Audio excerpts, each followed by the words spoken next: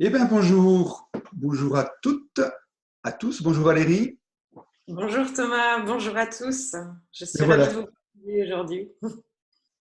Donc voilà, on est là pour une petite rencontre, hein. On s'est déjà rencontrés. Donc, pour rappel, je suis Thomas Dubraquet, je suis enseignant de yoga, Vini Yoga, et yoga thérapeute. Et je réside donc dans la province du Luxembourg, dans le sud de la Belgique. Valérie? Bonjour à tous. Donc, moi, je suis Valérie Dussault.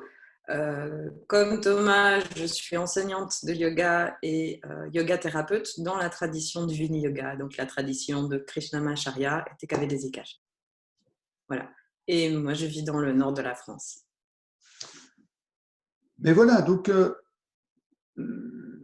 notre entretien précédent, on terminait sur ma petite présentation au niveau de mon parcours, mon expérience tout à fait personnelle. Je propose que tout de suite on embraye sur ta propre expérience, Valérie. D'accord. Alors, moi, ça fait à peu près 20 ans, grosso modo, que je pratique le yoga. Euh, et en fait, je l'ai découvert par la fenêtre de ma cuisine quand j'étais étudiante. Donc là, ça remonte à peu près 25 ans. J'habitais dans un appartement qui donnait sur une école. Et le soir, dans cette école, en fait, quand les classes étaient désertées, il y avait un cours de yoga. Et donc, je regardais ce cours et j'étais fascinée parce que les gens avaient l'air bien. Voilà. Mais à l'époque, ça ne m'a pas traversé l'idée, en fait, d'aller simplement me renseigner pour prendre un cours de yoga. Il a fallu quelques années que ça chemine intérieurement et que que je vienne vivre dans le nord de la France. Euh, et là, en fait, j'ai poussé la porte d'une association et c'est comme ça que j'ai commencé. Et donc, j'ai commencé par pratiquer du yoga de beaucoup de traditions différentes. Euh, D'abord un cours par semaine et puis ça a été tout de suite, ça m'a tout de suite vraiment touchée, très en profondeur. Je me suis sentie réunie. Dès le premier cours, j'ai vraiment eu cette sensation-là. Et donc, progressivement, j'ai pris de plus en plus de cours euh, chaque semaine, jusqu'à avoir un cours par jour quasiment. Et à un moment, je me suis dit, bon, là, il faut quand même que j'aille plus loin. Je faisais de temps en temps des stages et j'ai décidé de me former. Donc, j'ai commencé par faire une formation universitaire, un DU d'éducation yogique à l'université Lille 2. Formation en un an qui est une formation extrêmement œcuménique en fait, où il y avait une partie yoga avec des intervenants de traditions différentes, et puis une partie qui était beaucoup plus basée sur les sciences de l'homme moderne, donc allant de la psychologie vers le sport, vers l'accompagnement des sportifs, vers la médecine, etc., etc. Donc il y avait tout un panel. Et l'objet de ce diplôme était en fait de faire des ponts entre les disciplines modernes et puis la discipline traditionnelle qui était le yoga. Et au bout d'un an, enfin là, c'était un an de formation, euh, mais je me suis dit que j'avais besoin de plus encore et que j'avais vraiment besoin de creuser dans une tradition. Cela dit, je ne savais pas encore laquelle. Et pendant peut-être une année, je me suis vraiment posé cette question. Et j'ai rencontré un livre. En fait, on m'a prêté un livre en me disant, tiens, ça devrait te parler. Et c'était un livre de TKV Desikachar, The Heart of Yoga. C'était en anglais. Je ne sais même pas s'il est traduit, celui-là. Et dès que j'ai commencé à le lire, je me suis dit, c'est ça, c'est ça. C'est exactement ça que je veux transmettre, que je veux d'abord recevoir, mais c'est aussi que je veux transmettre. C'est comme ça que je veux le transmettre, cette approche-là. Et donc, j'ai cherché une formation et c'est comme ça que je suis arrivée à Liège, en Belgique, puisque c'était finalement ce qu'il y avait de plus près pour moi, pour le Vini Yoga. Et donc, je me suis formée, j'ai fait la formation de professeur de yoga en 4 ans. et la formation ensuite de yoga thérapeute. On était ensemble. Voilà.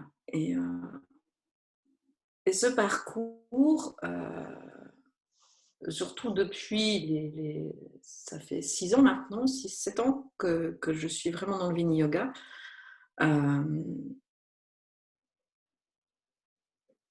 Ça m'a vraiment permis de me rencontrer moi-même, je crois.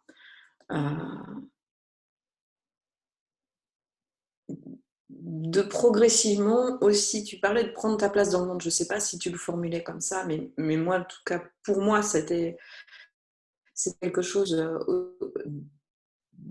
de piqué aussi, et ça m'a permis, voilà, en accueillant la personne que j'étais, en découvrant mes potentiels, aussi de pouvoir euh, euh, prendre ma place, tout simplement, avec douceur, avec beaucoup de respect pour la personne que je suis, sans aller...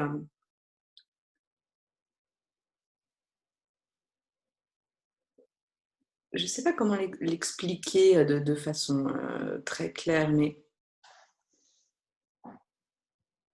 j'ai l'impression que pendant des années,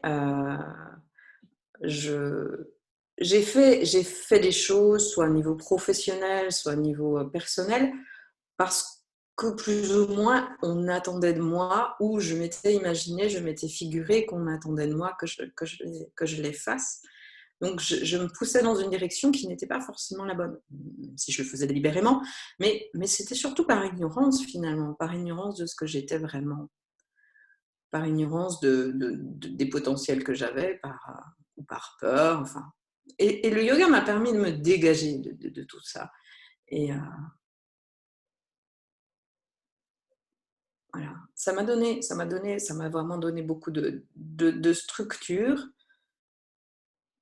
de confiance, d'aisance dans la vie. Ouais.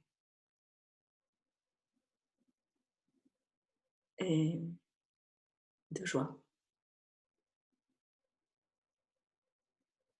Donc tous les jours, ce rendez-vous que j'ai avec moi, euh, entre la veille et le sommeil, ou un petit peu plus tard, souvent pour moi, je ne fais pas forcément juste au saut du lit, en tout cas c'est toujours le matin, c'est vraiment un rendez-vous qui me permet de vivre en conscience. C'est-à-dire, chaque jour, je prends mon pouls, je prends ma température, si je peux donner des images, bien sûr, hein, c'est comment je suis aujourd'hui, et qu'est-ce qui se développe, et qu'est-ce que je peux développer, et comment je peux être dans ma journée. Et ce rendez-vous avec moi-même, même si parfois il n'est pas évident, hein, parfois j'ai pas envie, je suis fatiguée, j'ai des tas d'excellentes raisons pour ne pas tous les matins aller sur mon tapis. Et malgré tout, je sais bien que c'est quand j'ai le moins envie que ça va finalement être le plus intéressant, parce que ça va vraiment me permettre de me soutenir pour ma journée. Alors que si je ne le fais pas, c'est sûr que ma journée va être difficile, parce que je serai trop fatiguée, etc.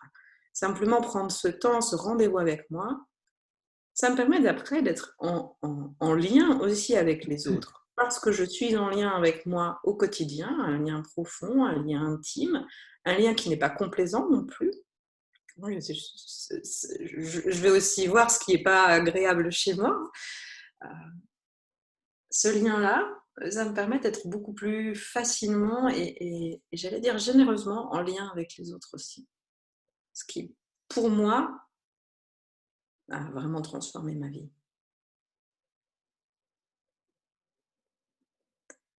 Donc, dans le temps actuel, c'est pareil, cette routine continue en fait, et je lui laisse encore plus d'espace puisque j'ai plus de temps, je travaille moins, et c'est toujours une très grande joie en fait. Parce que même quand c'est difficile de se rencontrer, c'est quand même,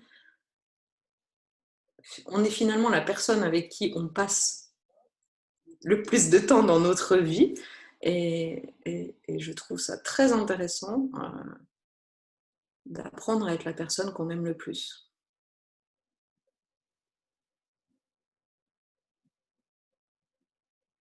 Voilà ce que je peux dire pour l'instant.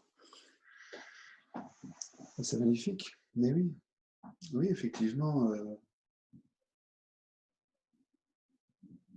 C'est vraiment très riche là. Il y avait quelque chose aussi que je trouvais intéressant au niveau de la routine quotidienne, de cette connexion à soi. Et tu en parlais. Je pense qu'effectivement, moi, je ressens très fortement le, la clarté que produit cette routine. Oui. Le nombre de fois où je me réveille, et c'est évident, comme je dis souvent, rendons-nous compte, on a passé 6, 7, 8, voire plus, de nombreuses heures en sommeil, peut-être avec des réveils, mais en tout cas, dans cette période, je trouve très particulier comment, je trouve majoritairement, on s'en préoccupe, mais absolument pas. C'est quand même une période conséquente dans une journée. Bien sûr. Et je trouve qu'on se réveille comme si de rien n'était. Et pour moi, en tout cas, je trouve que ça me permet, cette routine me permet la transition. Et le nombre de fois où j'ai des voiles qui obscurcissent. Je n'ai pas du tout accès à ce que je suis intérieurement, ou à ce que je peux être intérieurement, à quelque chose de plus lumineux, je n'y ai pas du tout accès.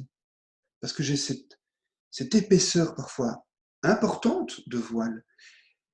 Et la pratique me permet justement de lever et de dissoudre toute cette obscurité.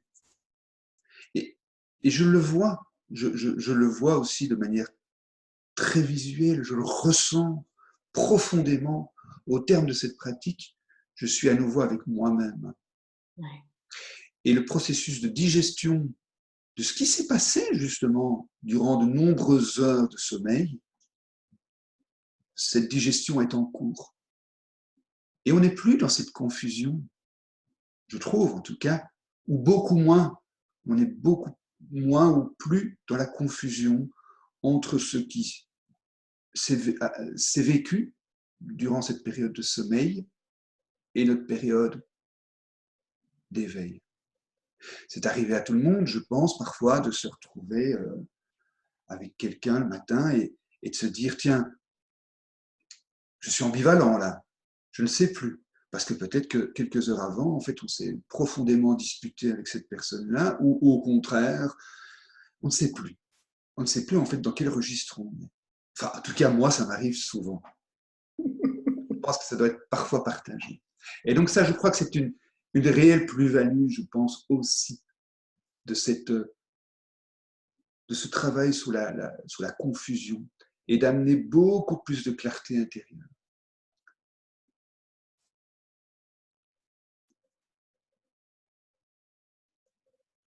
En quoi peut-être, c'est une question,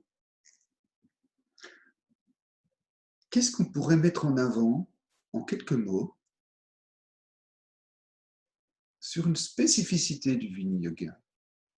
Si tu devais, Valérie, dire voilà, une spécificité, tu en as déjà beaucoup parlé au travers de ton expérience, mais une spécificité là tout de suite du Vini Yoga. Alors, en 2 mots, et puis après, je pense que ça fera l'objet du troisième entretien. Tout à fait. Le Vini Yoga, sa très grande force et son unicité, sa singularité, c'est qu'il va s'adapter. Il va permettre de s'adapter à chaque personne. Tant que finalement la personne est consciente, elle peut pratiquer le Vini Yoga. Donc, c'est une approche qui n'est pas spécifiquement posturale, comme beaucoup d'approches de yoga. C'est une approche qui s'adapte complètement à la personne, à son contexte de vie, à ses besoins au moment où on crée la séance pour elle. Et, et en plus, les pratiques sont évolutives, donc c'est vraiment très, très, très riche. Voilà, pour résumer. Je ne sais pas ce que tu voudrais ajouter, Thomas? Pour ajouter et faire le lien avec notre prochaine rencontre, effectivement, tu disais, ce n'est pas un yoga postural comme dans de nombreuses traditions. Peut-être, mais j'aimerais que peut-être aussi, une prochaine fois, on puisse un petit peu discuter des 8 membres du yoga. Ouais, C'est pour moi un des éléments essentiels et extrêmement limpides où réside le potentiel du yoga. Et je pense qu'en discutant, nous verrons très vite qu'il n'est pas question d'avoir un yoga postural ou non postural. Là réside le yoga. Mais nous en parlerons une prochaine fois. ouais. Merci Thomas, merci beaucoup pour cette opportunité. Merci beaucoup. Merci à tous pour l'attention que vous nous avez accordée. On se retrouve très prochainement pour un entretien au sujet des 8 membres du yoga. À bientôt. À bientôt.